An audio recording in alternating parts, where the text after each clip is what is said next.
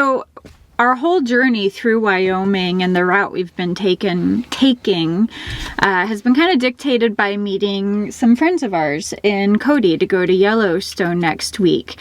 And so a must stop along the way to Cody is a little town called Thermopolis. Thermopolis, I looked it up, and Thermopolis in Greek means hot city. And they've kind of built their reputation around the whole hot spring thing. There really is nothing else to do here. They do have a dinosaur fossil center. They do. I don't know if it's completely fair to say that, but it's probably pretty accurate if we're being honest. There's not a whole lot to do here. It's a small town. It's not very big. There's Hot Springs State Park, which has a state maintained bison herd.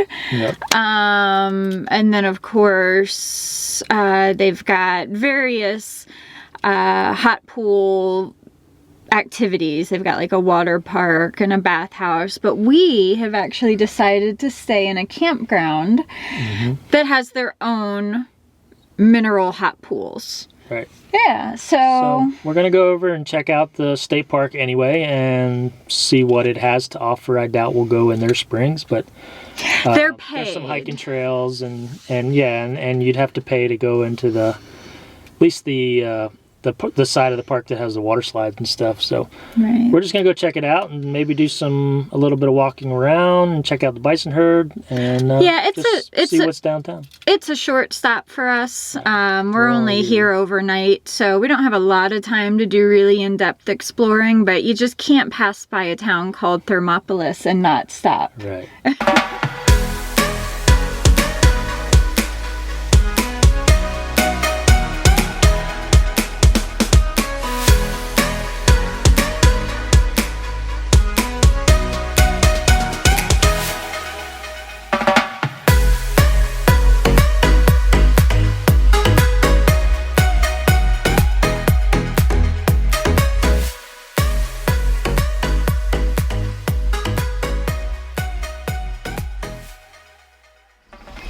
So we are in Thermopolis, which is known for having the world's largest hot spring. I'm actually, the RV park we're staying at, Fountain of Youth RV Park, has their own hot spring pools, which is where I am right now. The city of Thermopolis has the Star Plunge, which is sort of like a little bit of a water park that you pay to go to that has slides and seems to be more family and kid oriented. And then they've got, I think, what they call like a bathhouse, which is just a hot spring pool that they allow you to soak in for 20 minutes for free. We decided to stay, there are only 3 RV parks in Thermopolis, and there's no free camping to be had anywhere near the city of Thermopolis. So this is our first time paying to camp in Wyoming, which I think is actually quite an accomplishment because we've been here for a couple of weeks now. But we chose to stay at the Fountain of Youth RV Park mainly because they have their own hot spring pools, which is what I'm in right now. So back in 1918, they were drilling for oil in this area and hit this mineral hot spring, and the water's been flowing to the surface ever since at 130 degrees.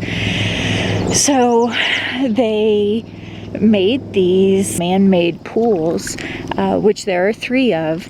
The one at the farthest end, that in front of me, you're not allowed to swim in because that's closest to the source, and the temperatures there can be 120 something degrees.